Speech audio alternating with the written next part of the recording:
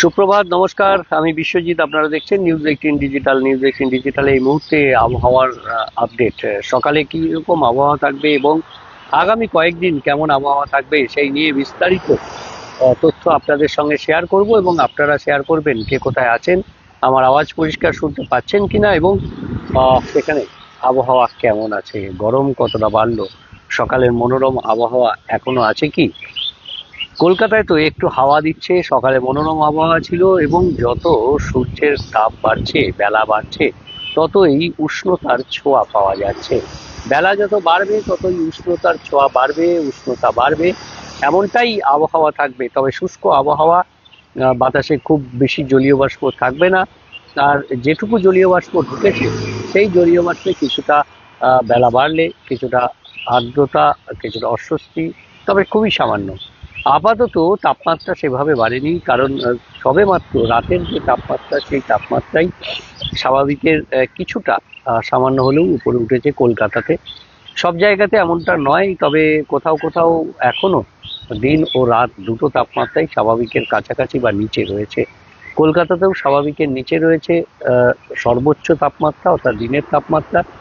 রাতের তাপমাত্রাটা একটু সামান্য উপরে উঠেছে 1 ডিগ্রি সেলসিয়াস মতো। আজ দিনের তাপমাত্রাও আশা করা যায় স্বাভাবিকের উপরে উঠবে বা স্বাভাবিক হবে। অর্থাৎ ধীরে ধীরে স্বাভাবিকের ওপরে তাপমাত্রা যাচ্ছে, সূর্যের প্রখর তাপ বাড়ছে, আর তাই গরমও বাড়ছে। এই গরম অর্থাৎ তাপমাত্রা কলকাতায় যেটা 32 ডিগ্রি সেলসিয়াস রয়েছে, সেটা 36 ডিগ্রি সেলসিয়াসের সর্বোচ্চ তাপমাত্রা যেতে পারে, এমনটা অনুমান করছেন আবহাওয়াবিদরা। খুব বেশি দিন নয়, আজ বুধবার, শনিবারের মধ্যে এই পালা পরিবর্তন বা পট পরিবর্তন হবে আবহাওয়ার। অর্থাৎ একেবারে গরম, শুষ্ক, উষ্ণ আবহাওয়া। সেই আবহাওয়াতেই ঈদ উৎসব পালিত হবে, কারণ আমরা জানি যে রবিবার রাত, চাঁদ রাত এবং সোমবার ঈদ হওয়ার প্রবল সম্ভাবনা। এবং সেই ঈদ উৎসবে অর্থাৎ শনিবারের পর থেকেই 36 থেকে 37 ডিগ্রি কলকাতার তাপমাত্রা থাকবে এবং যেটা পশ্চিমের জেলাগুলি সেখানে 38 থেকে 40 ডিগ্রি সেলসিয়াস তাপমাত্রা থাকতে পারে। অর্থাৎ গরম বেশ ভালোই হবে, যা স্বাভাবিকের বেশ কিছুটা ওপরে থাকবে। তবে দক্ষিণবঙ্গে আসার আলো, দক্ষিণবঙ্গের ক্ষেত্রে বৃষ্টির কোনো সম্ভাবনা নেই। আরও একটা দক্ষিণবঙ্গের ক্ষেত্রে সতর্কতা বলা যায় যে যেমন গুজরাট ও রাজস্থানে একটা তাপপ্রবাহের পরিস্থিতি বা গরম রয়েছে, ঠিক তাপপ্রবাহের পরিস্থিতি এবং তাপপ্রবাহের সতর্কবার্তা শনিবার থেকে সোমবার পর্যন্ত ওড়িশাতে হবে। আর ওড়িশাতে তাপপ্রবাহ হলে তার প্রভাব একটা বাংলায় পড়বে না, তা কি হয়? ওড়িশার একটা প্রভাব বাংলার যে সমস্ত ওড়িশা সংলগ্ন জেলা রয়েছে সেখানে কিছুটা পড়তে পারে, আর তার ফলে একটু উষ্ণতা বাড়তে পারে।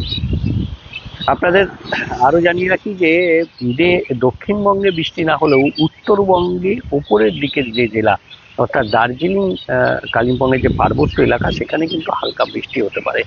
বাকি উত্তরবঙ্গ শুষ্ক আবহাওয়া থাকবে, বৃষ্টির কোনো সম্ভাবনা নেই। উত্তরবঙ্গে বৃষ্টি অবশ্য আগামীকাল থেকে শুরু হবে। আগামীকাল দার্জিলিংয়ের যে পার্বত্য এলাকা সেখানে ছিটেফোঁটা বৃষ্টি হতে পারে এবং তারপর ধীরে ধীরে এই সম্ভাবনা আরও বাড়বে এবং ধীরে ধীরে এই সম্ভাবনা বাড়বে। অর্থাৎ শুক্রবার, বৃহস্পতিবার কাল থেকে শুরু হচ্ছে দার্জিলিং এবং শুক্রবারে সেটা আরও একটু বাড়বে দার্জিলিং, কালিম্পং এবং জলপাইগুড়িতে, এবং বজ্রবিদ্যুৎ সহ বৃষ্টির সম্ভাবনা শুক্রবার থাকছে। তবে আবার শনিবারে শুষ্ক আবহাওয়া, রবি সোমবারে দার্জিলিং, কালিম্পংয়ের কিছুটা পার্বত্য এলাকায় হালকা বৃষ্টির সামান্য সম্ভাবনা।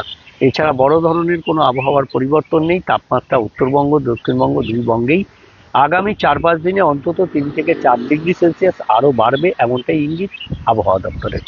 আপাতত এই পর্যন্তই। দেশের আবহাওয়া কেমন থাকবে আরও একবার আপনাদের সঙ্গে দেখা হবে নিউজ 18 ডিজিটালে। চোখ রাখুন সব খবর সঠিকভাবে জানতে নিউজ 18 ডিজিটালে। ধন্যবাদ।